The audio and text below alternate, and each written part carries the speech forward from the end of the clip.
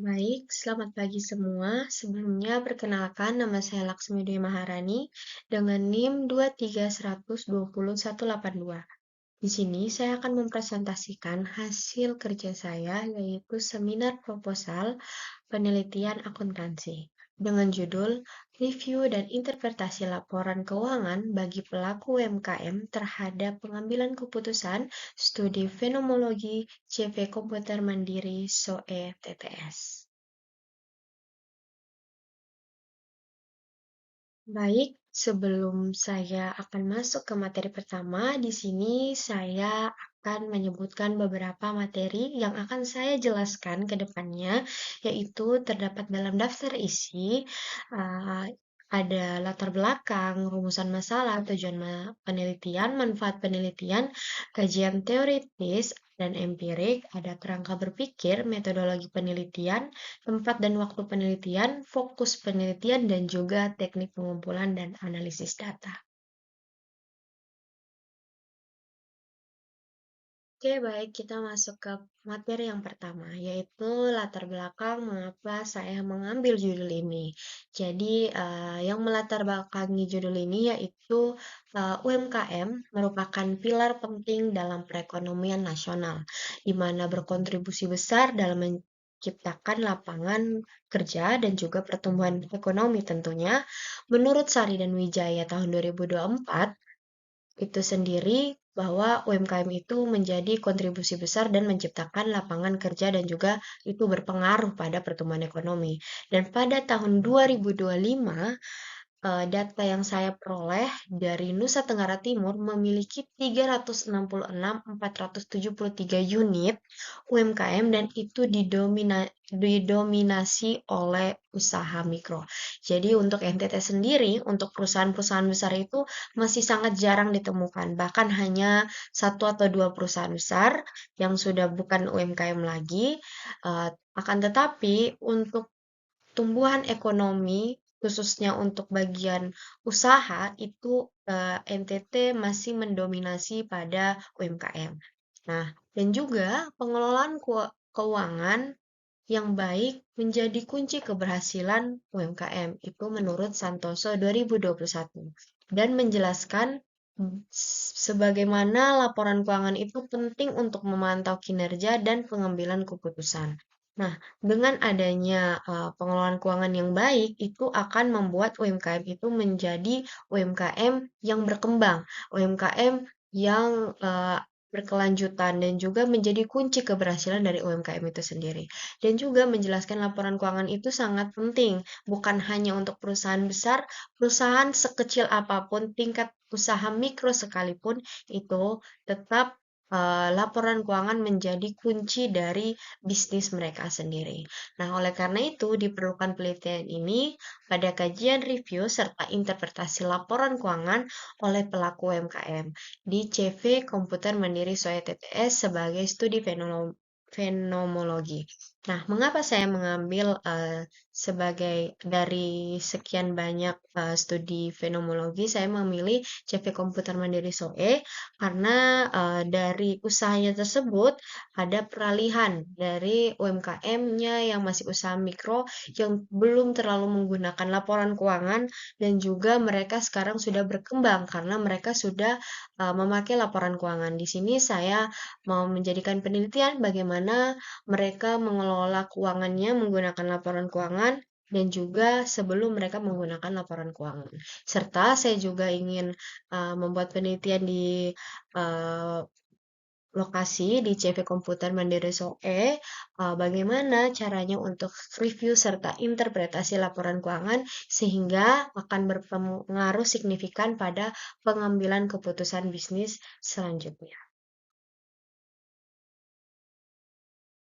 Baik, kita akan masuk ke materi yang kedua, yaitu tentang rumusan masalah. Jadi, rumusan masalah yang saya ambil itu hanya satu, yaitu bagaimana proses dan interpretasi laporan keuangan yang dilakukan oleh pelaku UMKM dalam mendukung pengambilan keputusan di CV Komputer Mandiri SOE TTS. Jadi, yang tadi saya sudah jelaskan di latar belakang, mengapa saya mengambil objek tersebut, mengambil lokasi tersebut di CV Komputer Mandiri SOE, karena saya melihat bahwa usaha ini ternyata dulunya pada saat mereka masih menjadi usaha mikro kecil, itu mereka belum menggunakan laporan keuangan dengan baik. Akan tetapi sekarang mereka sudah berkembang menjadi usaha menengah ke atas, jadi eh, mereka sudah mulai untuk menggunakan laporan keuangan dan juga bagaimana mereka bisa untuk review dan interpretasi laporan keuangan terhadap untuk mendukung pengambilan keputusan bisnis mereka. Nah, selanjutnya kita masuk ke tujuan penelitian. Tujuan penelitian saya sendiri yaitu bagaimana kita dapat menganalisis proses review dan interpretasi laporan keuangan yang dilakukan oleh pelaku UMKM di CV Komputer Mandiri SOE TTS sebagai dasar dalam pengambilan keputusan bisnis. Nah, sekarang tentang manfaat penelitian, di sini saya terdapat dua manfaat, yaitu ada manfaat teoritis maupun manfaat praktis, di mana manfaat teoritis itu mengetahui bagaimana proses review serta interpretasi laporan keuangan dapat digunakan sebagai dasar dalam pengambilan keputusan oleh UMKM. Dan juga manfaat praktis, yaitu studi ini membantu UMKM untuk meningkatkan tentang paham laporan keuangan dan juga mendukung auditor dalam metode untuk dipahami dan menjadi dasar kebijakan untuk pelatihan guna memperkuat ekonomi daerah. Kita masuk ke bab 2 yaitu tentang kajian teoritis di mana saya menggunakan beberapa literatur untuk mendukung penelitian saya yaitu ada 5 literatur di sini. Yang pertama adalah literasi keuangan usaha mikro, kecil dan menengah di mana saya mengambil dari jurnalnya Judian Janto et al. 2024 di mana mereka membahas tentang sustainability dan juga innovation dan juga impact of digital transformation terhadap usaha UMKM, di mana saya juga menghubungkan antara jurnal ini dengan penelitian saya, di mana keberlanjutan UMKM itu sangat penting dan juga memerlukan inovasi dan sustainable keberlanjutan dan juga impact dari apa teknologi yang berkelanjutan yang sudah mumpuni. Nah, bukan hanya perusahaan-perusahaan besar saja yang bisa menggunakan aplikasi-aplikasi atau teknologi yang sudah canggih, tapi harus dari UMKM-UMKM agar UMKM-UMKM ini bisa berkelanjutan bisnisnya, bisa menjadi perusahaan yang besar.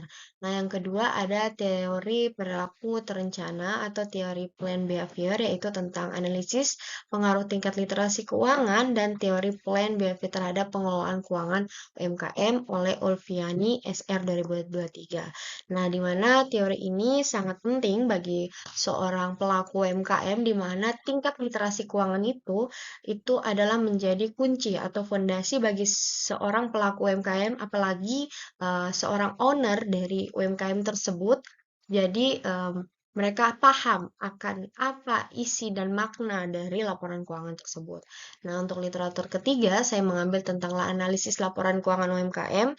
Ketika mereka sudah mengetahui dan sudah mendalami tentang literasi keuangan, tentang bagaimana itu membuat laporan keuangan dan sebagainya, mereka bisa menganalisis laporan keuangan tersebut sehingga mereka bisa memakai laporan keuangan tersebut itu sebagai salah satu bukan hanya salah satu tapi sebagai pedoman untuk pengambilan keputusan. Nah, untuk jurnalnya sendiri, untuk penelitian terdahulunya sendiri saya memakai dari Kania dan Irwan itu tentang laporan keuangan UMKM berdasarkan standar akuntansi keuangan entitas mikro kecil dan menengah yang juga menyebutkan seberapa penting analisa laporan keuangan bagi usaha UMKM terhadap laporan keuangan yang dipakai oleh UMKM yaitu SAKMKM. Nah, untuk literatur keempat yaitu tentang review dan interpretasi laporan keuangan UMKM. Nah, seperti judul yang saya ambil yaitu tentang review dan interpretasi laporan keuangan di mana para pelaku UMKM ini bukan hanya bisa membuat dan menganalisis, tapi mereka juga bisa mereview dan interpretasi bagaimana yang tadi saya sudah jelaskan juga bagaimana laporan keuangan ini sangat mempengaruhi atas keberlanjutan bisnis mereka, atas pengambilan keputusan bisnis mereka. Jadi semua itu berdasarkan analisa, bukan hanya tentang pendapat pribadi atau dari apa yang mereka lihat dalam perkembangan bisnis. Nah, semua itu lebih akuratnya dalam review dan interpretasi dari laporan keuangan UMKM. Nah, untuk penelitian terdahulunya sendiri, saya juga memakai dari jurnal dari Kania dan Irwan di tahun 2023 itu tentang laporan keuangan UMKM berdasarkan standar akuntansi keuangan mikro kecil dan menengah dari SAK MKM. Nah, untuk literatur kelima itu tentang tantangan review analisis laporan keuangan UMKM, di mana saya memakai jurnal yang sama dari Judi Janto 2024, di mana itu tentang review of SME entrepreneurship in Indonesia, the role of sustainability and the impact of digital transformation. Jadi bagaimana tantangan dari para pelaku UMKM itu tentang keberlanjutan bisnis mereka dan dampaknya di digital teknologi yang sudah canggih ini.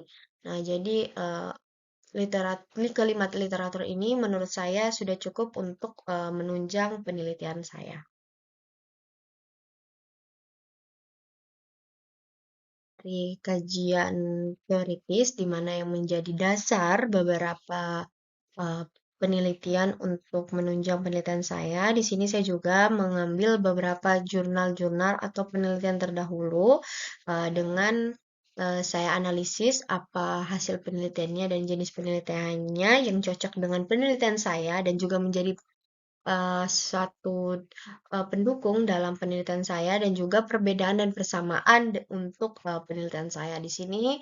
Mungkin saya tidak akan bisa menjelaskan secara terperinci, jadi bisa dibaca di slide-nya, tapi ada beberapa yang nanti akan saya mention yang sangat berpengaruh pada penelitian saya.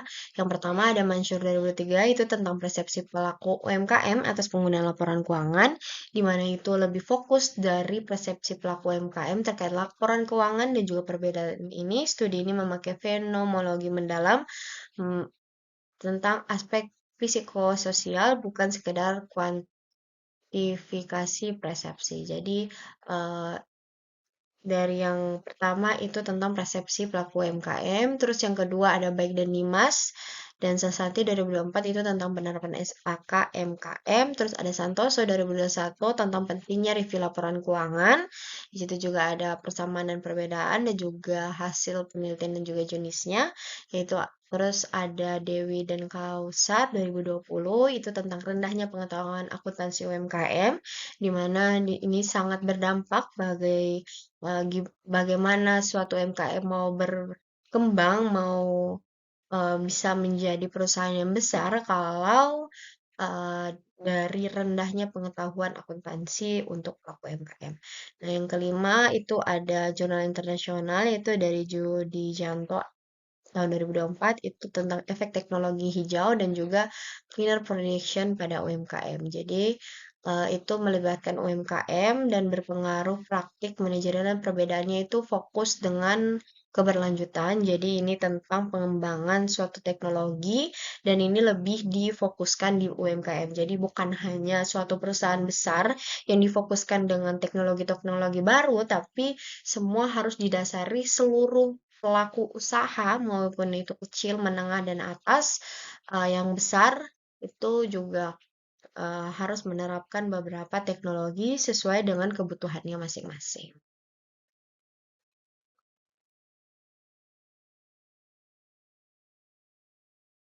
Oke, baik. Dalam kerangka berpikir ini menggambarkan hubungan sistematis antara variabel utama yang berperan dalam proses review dan interpretasi laporan keuangan UMKM serta dampaknya terhadap pengambilan keputusan bisnis. Nah, penelitian ini menyusun kerangka berpikir yang melibatkan tiga aspek variabel, yaitu ada variabel dependen Y, yaitu tentang pengambilan keputusan bisnis UMKM, dan yang kedua ada proses review laporan keuangan UMKM sebagai variabel independen atau X1 dan juga interpretasi laporan keuangan UMKM ya, sebagai variabel independen atau X2. Nah, secara visual kerangka berpikir dalam penelitian ini dapat digambarkan dengan diagram yang saya telah cantumkan di bagian kanan. kita masuk ke metodologi penelitian, di mana penelitian ini menggunakan pendekatan kualitatif fenomenologi untuk memahami pengalaman pelaku UMKM dan mengelola laporan keuangan. Data diperoleh lewat wawancara, observasi, dan dokumen dengan fokus penelitian pada makna subjektif tanpa menggunakan angka statistik, di mana tujuannya untuk mengidentifikasi pola, hambatan, dan juga strategi pengelolaan keuangan UMKM secara mendalam. Nah, metodologi penelitian ini dirancang untuk menekan kualitas dan konsistensi data secara induktif dan kontekstual. Nah, kenapa saya mengambil studi fenomenologi? Karena di sini saya mau menggunakan perspektif atau pengalaman dari uh, pelaku UMKM tersebut bagaimana sebelum dan sesudah mereka menggunakan laporan keuangan dengan baik dan juga menginterpretasikannya dalam pengambilan keputusan bisnis. Ada jenis data dan sumber data. Di sini untuk jenis datanya sendiri, saya hanya menggunakan data kualitatif, di mana merupakan yang berbentuk deskripsi naratif dan juga gambaran subjektif dalam konteks penelitian fenomenologi pada pelaku UMKM. Data ini penting karena menangkap pengalaman, persepsi, sikap, dan makna yang diberikan pelaku UMKM terhadap laporan keuangan serta pengambilan keputusan yang mereka lakukan. Nah, untuk sumber datanya sendiri, saya menggunakan dua sumber, yaitu ada data primer maupun data sekunder. Nah, untuk data primernya sudah pasti saya akan menggunakan wawancara mendalam, observasi, partisipasi, dan interaksi langsung dengan pelaku di dalam UMKM CV Komputer Mandiri SOE dalam konteks sehari-hari pengelolaan dan review laporan keuangan mereka. Dan juga ada data sekunder yang mendukung dari penelitian langsung saya, yaitu ada beberapa laporan keuangan, administrasi, atau beberapa jurnal-jurnal ilmiah yang akan saya kaitkan dalam penelitian ini. Nah, untuk selanjutnya itu adalah tempat dan waktu penelitian, di mana untuk tempatnya sendiri yaitu berlokasi dalam SOE TTS, yaitu di CV Komputer Mandiri, Provinsi Nusa Tenggara Timur. Penelitian ini dilakukan dalam jangka kurang lebih 3 bulan atau secukupnya selama penelitian berlangsung.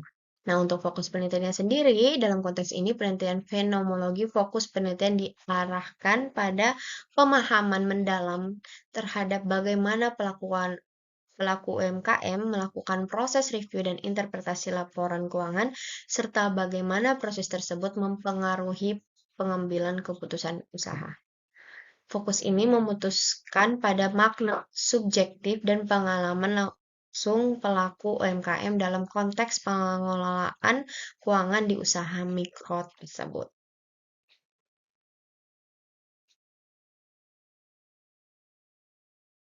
Nah, selanjutnya kita masuk ke teknik pengumpulan data dan juga teknik analisis data. Nah, untuk teknik pengumpulan data, saya memakai 3 teknik, yaitu ada wawancara, dokumentasi, dan observasi partisipasi. Yang sudah saya jelaskan di metodologi penelitian bahwa saya memakai wawancara, yaitu wawancara mendalam, in-depth interview merupakan teknik pengumpulan data dengan cara tanya jawab secara tatap muka antara peneliti dan informan, baik menggunakan wawancara yang bertujuan menggali informasi secara detail dan mendalam.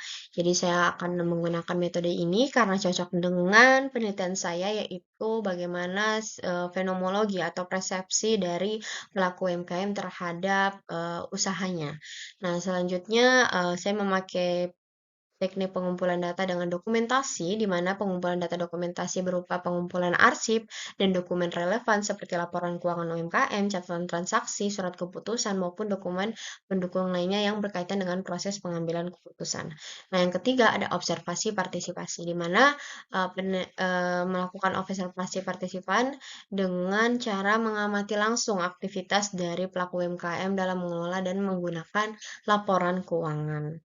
Dan juga untuk teknik analisis datanya, saya mengambil 4 teknik analisis. Yang pertama ada reduksi data, penyajian data, penarikan kesimpulan, dan juga penggunaan software analisis data kualitatif. Nah, yang pertama yaitu pada tahap ini data hasil wawancara observasi untuk reduksi data itu diperlukan nanti di lapangan diseleksi dan juga dirangkum dan juga difokuskan pada aspek-aspek penting yang relevan dengan tujuan penelitian.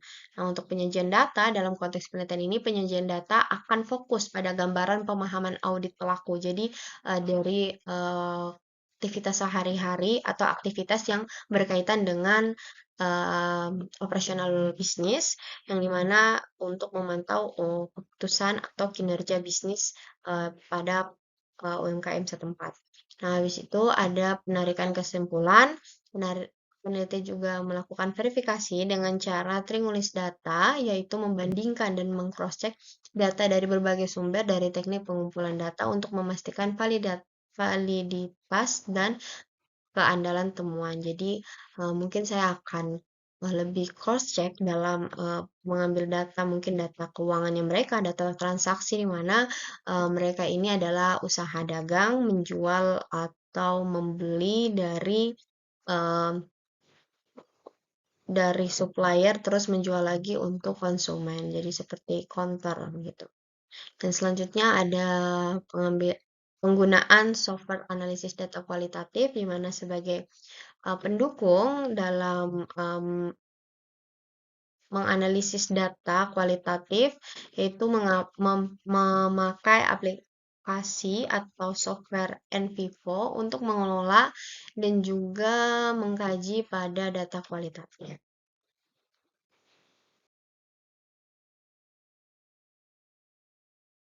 Dan baik, mungkin cukup sekian dari presentasi saya kali ini. Banyak salah kata dan kurangnya, saya mohon maaf yang sebesar-besarnya. Sekian presentasi dari saya dan terima kasih.